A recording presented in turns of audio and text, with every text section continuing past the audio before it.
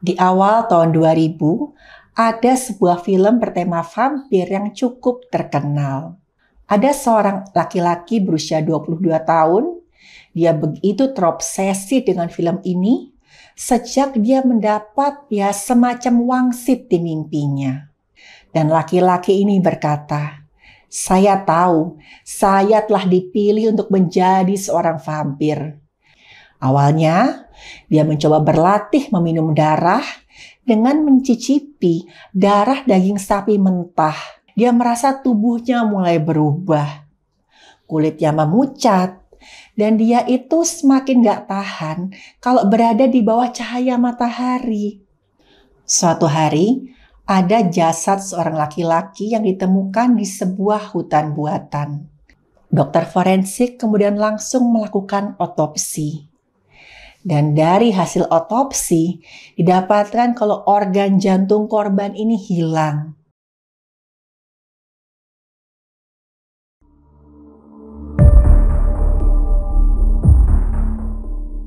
Halo, saya Dr. Stefani. Saya seorang dokter spesialis forensik, dan saya melihat apa yang tidak semua orang lihat. Halo. Balik lagi di channel Dr. Stefani.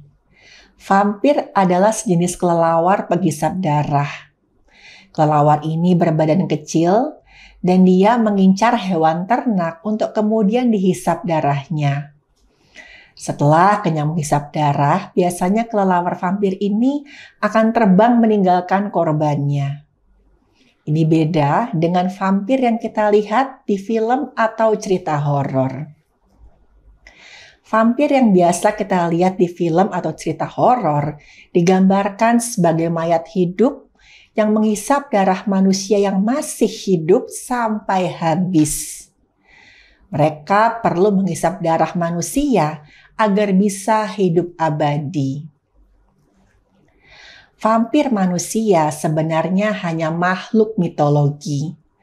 Tapi sebagian orang yang terobsesi ingin hidup abadi menganggap diri mereka ini bisa menjadi vampir betulan. Dan gak jarang, obsesi ini menjadi tidak terkendali dan memakan korban jiwa. Contohnya adalah kasus yang akan saya bahas berikut ini. Di awal tahun 2000, ada sebuah film bertema vampir yang cukup terkenal. Film ini adalah adaptasi dari novel seorang penulis novel perempuan terkenal yang banyak menulis tentang vampir dan makhluk gaib lainnya. Setelah film ini dirilis, banyak orang yang kemudian jadi ingin tahu lebih banyak tentang vampir. Ada seorang laki-laki berusia 22 tahun, dia begitu terobsesi dengan film ini sejak dia mendapat semacam wangsit di mimpinya. Jadi laki-laki ini bermimpi, dia bertemu dengan seorang ratu vampir, dan ratu vampir ini berjanji akan memberikan si laki-laki ini hidup abadi asal si laki-laki ini mau minum darah manusia. Dan laki-laki ini yakin mimpi itu nyata, sebuah pertanda bahwa dia bisa hidup abadi. Laki-laki ini kemudian bergabung di sebuah forum bertema vampir di internet. Dan saat dia berbagi cerita tentang mimpinya, dia mendapat banyak sekali komentar positif. Banyak yang berkata, "Wah, kamu ini beruntung sekali. Itu pasti pertanda bahwa kamu suatu saat akan menjadi seorang vampir." Dan laki-laki ini berkata, "Saya tahu, saya telah dipilih untuk menjadi seorang vampir. Dan darah manusia yang masih hidup adalah sumber hidup untuk saya." Saat dia menulis ini, dia mendapat banyak sekali dukungan. Laki-laki ini kemudian mulai melatih dirinya sendiri untuk meminum darah manusia. Awalnya, dia mencoba berlatih meminum darah dengan mencicipi darah daging sapi mentah. Dia nggak peduli, meskipun dia tahu dia beresiko tertular penyakit. Dan setelah itu, si laki-laki ini mulai melukai dirinya sendiri dan meminum darahnya. Pernah suatu kali tanpa sengaja, dia melukai pembuluh darah yang cukup besar, dan gara-gara ini dia mengalami perdarahan dan harus dibawa ke instalasi gawat darurat. Dan dokter yang menanganinya itu agak curiga, karena dia lihat di sekujur lengan laki-laki ini itu ada beberapa luka. Luka-lukanya berpola sama. Bentuknya garis dan kelihatan seperti sayatan benda tajam, dan derajat penyembuhannya berbeda-beda. Dokter yang menangani mengira kalau laki-laki ini sengaja melukai dirinya sendiri karena stres. Dan dokter sempat menyarankan agar laki-laki ini berkonsultasi ke dokter ahli kejiwaan. Tapi saat itu sudah bisa ditebak, laki-laki ini tidak mempedulikan saran dari si dokter. Dia malah semakin terobsesi mencari darah manusia untuk dia minum. Karena saat itu, menurut anggapan si laki-laki ini, dia merasa tubuhnya mulai berubah. Kulitnya memucat, dan dia itu semakin gak tahan kalau berada di bawah cahaya matahari. Dia memposting gejala-gejala ini di forum vampir tadi. Dan teman-temannya bilang, oh iya, itu tandanya tubuhmu mulai berubah menjadi seorang vampir. Laki-laki ini, dia terus mencari lagi tentang vampirisme, sampai akhirnya dia menemukan satu komunitas kultus vampir. Komunitas ini jauh lebih fanatik daripada forum yang sebelumnya. Seberapa fanatik? Mereka punya ritual di mana mereka ini saling meminum darah satu sama lain. Karena mereka percaya itu akan memberikan mereka hidup yang abadi. Laki-laki ini kemudian mengajukan diri agar bisa diterima di komunitas itu. Dia tidak sadar kalau itu adalah awal dari bencana yang akan menimpa dirinya. Suatu hari, ada jasad seorang laki-laki yang ditemukan di sebuah hutan buatan. Korban ini ditemukan oleh seorang perempuan yang sedang lari pagi. Perempuan ini awalnya curiga ketika dia mencium ada bau busuk yang menyengat. Dia mengikuti asal bau tersebut, dan dia melihat ada gundukan tanah yang di bagian atasnya dipenuhi belatung dan lalat. Perempuan ini kemudian langsung melapor ke pihak yang berwenang. Pihak yang berwenang datang, dan pada saat diperiksa di bawah gundukan tanah tadi, ada jasad seorang laki-laki yang sudah mulai membusuk. Jasad laki-laki tersebut kemudian dibawa ke rumah sakit untuk dilakukan pemeriksaan lebih lanjut. Dan hasil pemeriksaan dari dokter forensik didapatkan mayat berjenis kelamin laki-laki.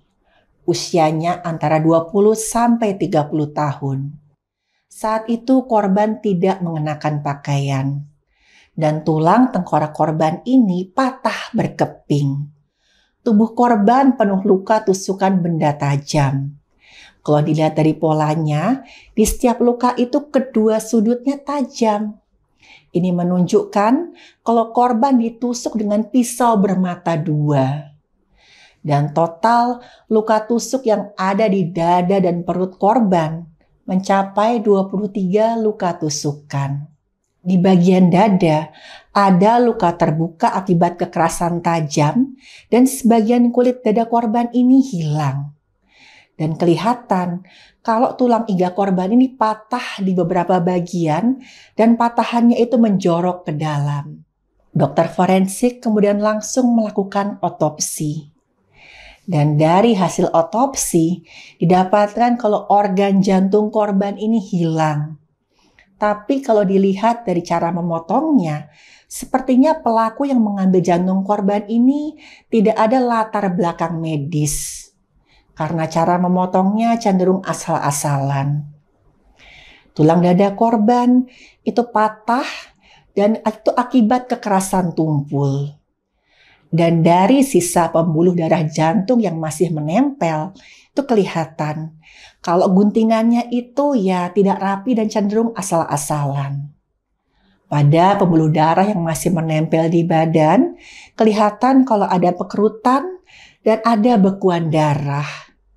Ini menunjukkan kalau jantung korban diambil pada saat korban masih dalam keadaan hidup. Ada ciri khas yang lain. Korban ini pernah menjalani operasi pengangkatan usus buntu. Selain itu, tulang tengkorak korban patah berkeping dan menjorok ke dalam. Ini menunjukkan ada kekerasan tumpul yang sangat kuat dan berkali-kali di bagian kepalanya korban.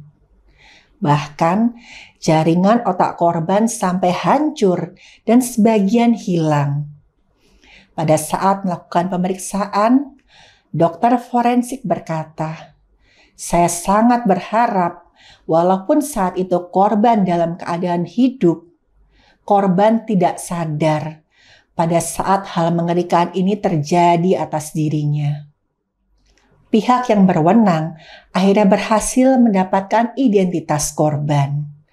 Dan pihak yang berwenang langsung menghubungi kedua orang tua korban yang tinggal di kota lain. Dan kedua orang tua korban sangat terpukul mengetahui kondisi anak mereka.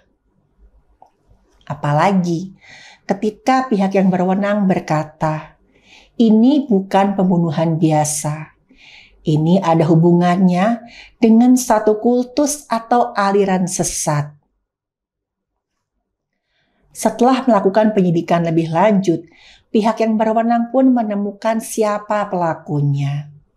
Karena saat itu, pihak yang berwenang mendapat petunjuk dari riwayat penelusuran internet di laptop yang mereka temukan di rumah korban. Dari riwayat penelusuran, mereka tahu kalau korban ini tergabung di sebuah komunitas yang mengkultuskan vampir. Di situ, korban berkomunikasi secara intens dengan salah seorang pelaku yang mengaku seorang vampir.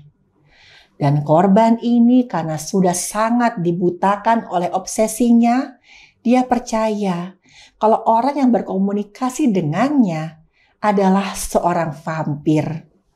Dan korban memohon untuk dijadikan vampir oleh pelaku.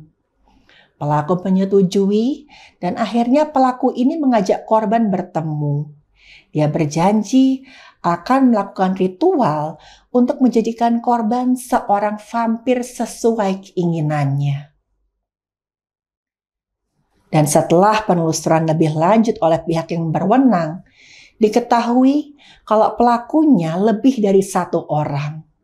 Ada 3 orang perempuan dan 2 orang laki-laki, di mana salah satu dari laki-laki ini adalah orang yang secara intens berkomunikasi dengan korban di forum tadi. Dan saat diinterogasi, tanpa sedikit pun rasa bersalah, mereka mengakui semua perbuatan mereka. Jadi di hari mereka berjanji bertemu dengan korban, mereka mengajak korban pergi ke sebuah hutan yang sepi. Dan saat itu sudah lewat tengah malam. Di sana memang mereka melakukan ritual, tapi ritualnya itu untuk mengorbankan si korban ini. Mereka mengikat tangan dan kaki korban, lalu membaringkan korban di atas tanah. Setelah itu, mereka menusuk tubuh korban berkali-kali menggunakan pisau. Mereka juga memukul kepala korban dengan martil. Dan saat korban meregang nyawa, mereka membuka semua ikatan korban dan melepaskan semua pakaian korban. Mereka mengambil jantung korban dengan cara menguliti bagian dada korban dan menghancurkan tulang dada menggunakan martil. Dan setelah itu, mereka memotong jantung korban. Setelah jantung korban ini berhasil mereka keluarkan, mereka potong-potong dan mereka bagikan untuk mereka makan. Sisa darah yang masih ada di tubuh korban juga mereka minum secara bergantian. Dan setelah puas meminum darah korban, mereka langsung mengubur korban. Mereka percaya hal tersebut bisa benar-benar membuat mereka punya hidup yang abadi. Pihak yang berwenang juga mendapatkan foto-foto mengerikan saat mereka melakukan ritual tersebut. Karena foto-foto itu sudah mereka post di forum. Para pelaku akhirnya dituntut dengan penjara seumur hidup. Ironisnya, salah seorang pelaku, yaitu laki-laki yang pertama kali menjebak korban, meninggal dunia karena sakit saat baru menjalani 6 bulan masa tahanan. Ternyata mereka juga tidak bisa hidup abadi. Kejadian tadi terjadi di Inggris. Banyak manusia yang takut akan kematian, dan itu wajar. Yang tidak wajar kalau takut mati itu jadi mengganggu hidup mereka. Dan lebih bahaya lagi kalau ketakutan yang berlebihan akhirnya malah menimbulkan satu obsesi yang mencelakakan orang lain. Dari kasus tadi kita bisa lihat orang-orang yang begitu takut akan kematian akhirnya malah terobsesi ingin hidup abadi. Apapun rela mereka lakukan, termasuk menumbalkan sesama manusia. Dan pada akhirnya semuanya sia-sia. Kematian bisa datang sewaktu-waktu dan tidak mengenal usia.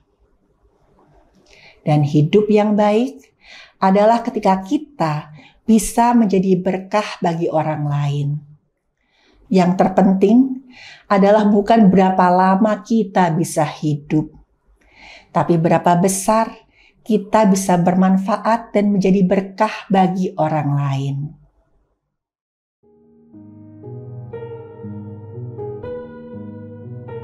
Terima kasih buat yang sudah menyimak cerita saya. Silahkan like, share, dan subscribe.